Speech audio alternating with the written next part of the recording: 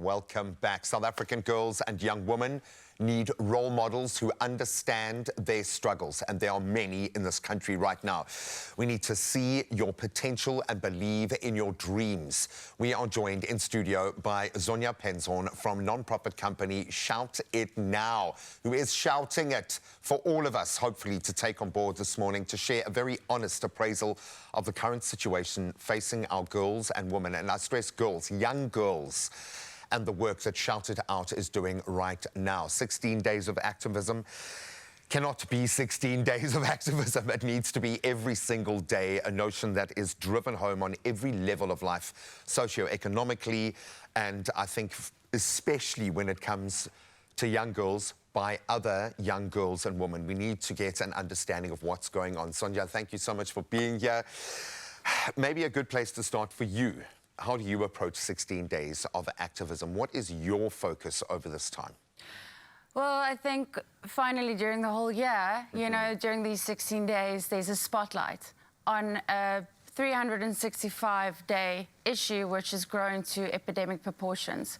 So that's really what it means to us, and there's an opportunity to speak about it and the real situation.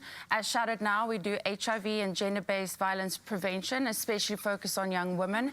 However, I think there's often a lack of understanding from the public and from the private sector in terms of what does it mean, you know.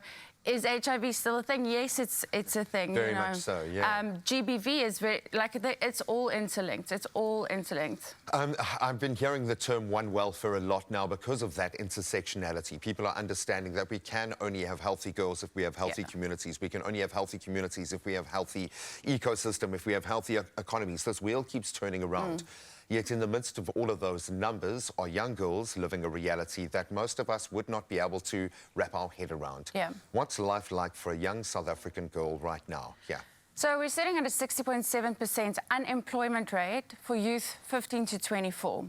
And then the annual amount, and I'm going to break it down into a daily number, there's 291 births from girls aged 10 to 19 every single day. Every single day. A girl of 10, her body can literally not even, you know, hold another human being. But the thing is, we need to ask ourselves the question, why is this happening? Young women have necessities. Why is that sacrifice being made? Yeah, exactly. So, again, with the unemployment rate, access to economic opportunities, she needs sanitary ware, she needs data, she needs a smartphone in order to gain access to opportunities, she needs transport, basic necessities. She needs a smartphone just to be able to know what's going on at school. Never mind just change her future, just to do one daily thing. She needs that. What is she willing to give away for that cell phone? Well, if you have nothing to spend, what is your only currency? And that is the reality, and it's really for us to be responsible, and it's to look at, she has got basic necessities to stay in school, to get that education. But then when we speak about hope, with an unemployment rate, what is that going to look forward? And then couple that with a young woman also wanting the nice in life. And there's a life, And there's these amazing, beautiful, credible, big brands that speak about this lifestyle that you can do anything and you can attain anything. However, what does it look like for her? The understanding that representation isn't just a nice to have anymore, which we love to use as a marketing strategy or a brand kind of idea. And I'm glad that you're calling big brands on this, because it's one thing investing a huge amount in influencers that sell the story, but it's another thing making sure that your market can actually live that story out loud. We love to call young girls learners, students. Their life doesn't look like that because they are missing basic necessities like sanitary products, which I think should be obviously the baseline. Basic healthcare should be a baseline. How do we bring about that shift? What is the first step? So, as a local South African NGO, it will take me 100 times more effort to explain to young people that they have access to free services, contraception, the HIV prevention pill, counseling.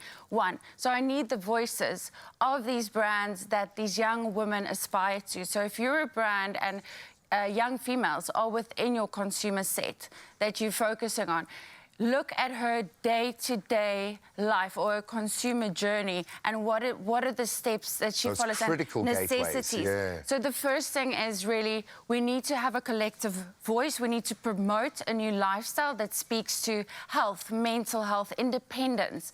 Secondly, we need to and there's so many NGOs that does amazing things, and there's so many, private sector brands that do well, but we need to collectively come together. They're sitting kind of on two different polarities. Exactly. Yeah. And come together and to say, all right, let's feed it through the right channels. Let's get them access to smartphone, data, transport, food. Often these young women are the head of their households, looking after their siblings.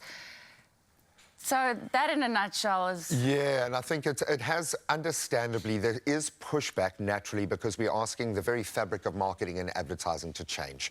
And I get that. That is a big, crazy thing. But then as the brand who does that, imagine the gravitas, imagine the trust that you're going to build within your future market if you get this right. If you become that brand that they know is the one supplying 80% of sanitary products to young women in South Africa, imagine what that could do for your brand. It gives me goosebumps thinking about it from that perspective. It starts from a socio-economic plug-in point. What is the quickest, and I don't want to say easy because I know this is all fraught with challenge, but to address this, because it feels like there's a purpose-driven opportunity right now. Young people are purpose-driven in a way that I've never experienced in my job. Young women now know what they want and the why of what they want. How do we plug into that and empower them economically? What is the fast track here? Get involved. And this is really a plea. It's really reach out to NGOs that speaks to your brand. First of all, it is a necessity, but second of all, it makes good business sense. Exactly. Because if you had to look at the price of your brand, reality is the price could come with the risk of HIV, the risk of abuse, the risk of unwanted pregnancy, which is often statutory rape, and that's the reality. So my ask would be get involved with NGOs, contact me directly if you want to, however you want to do, but look at how can you look after your future customer base, and where they're going to get that spend, whether you're a necessity brand or whether you're an aspirational brand. Get involved and look after your future consumer base. Well, let's bring those words back into the real focus: aspirational, inspirational, influencer. What do those actually mean when it comes to the ground floor, to the people that rely on these products? And I love that. You've just nailed it. When you are selling something in this country, what cost? If someone operating on that baseline level of South African life, what is it costing them to get their hands on your product? Start tying those threads together. I think you'll be amazed. There is an opportunity for you to have a market, an incredibly proud and connected market, but you've got to put in the effort, and now is the time to start. Zonia, we love you. Well done. Shout it out. Now. Yes.